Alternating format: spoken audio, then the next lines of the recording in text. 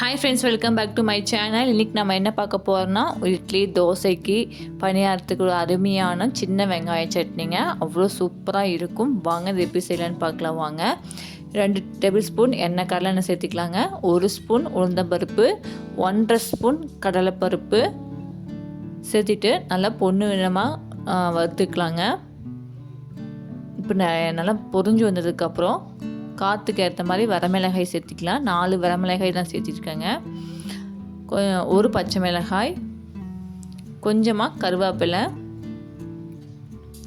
10 பல் பூண்டு.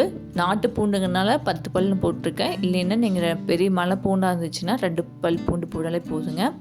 அரை லெமன் சைஸுக்கு புளி சேர்த்திட்டு, வெங்காயம் நம்மளுக்கு எந்த அளவுக்கு சட்னி வேணுமோ அந்த அளவுக்கு நம்ம சேர்த்திக்கலாம். இப்போ நான் ஒரு 150 கிராம் சின்ன வெங்காயம் எடுத்துருப்பேங்க.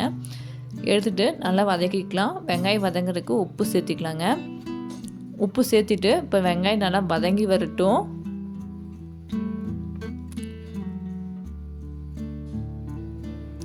நல்லா கறி விட்டு எடுங்க. நல்லா இப்போ வெங்காயம் நல்லா இப்போ பாருங்கள், இந்த அளவுக்கு நல்லா வதங்கி வந்துருச்சு.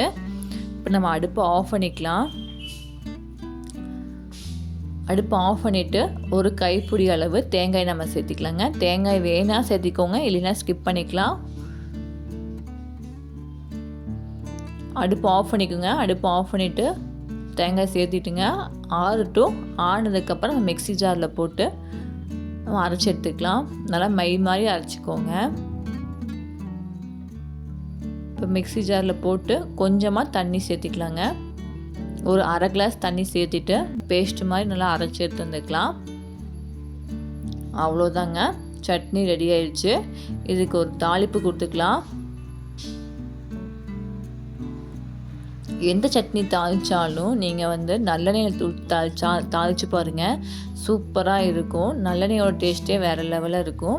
நல்லெண்ணெய் 1 ஸ்பூன், கடுகு உளுந்தம்பருப்பு, கருவேப்பிலை, ஒரு காய்ந்த மிளகாய் போட்டு நல்லா பொரிஞ்சு வந்ததுக்கப்புறம் நம்ம சட்னியில் தாளித்து கொட்டிக்கலாங்க.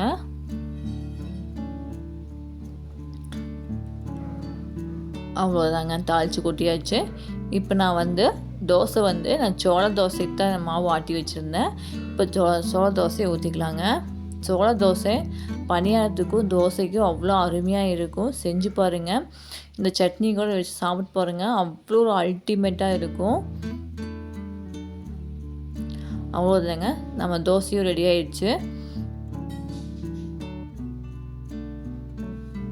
சூப்பராக மொறுன்னு சோள தோசை ரெடிங்க.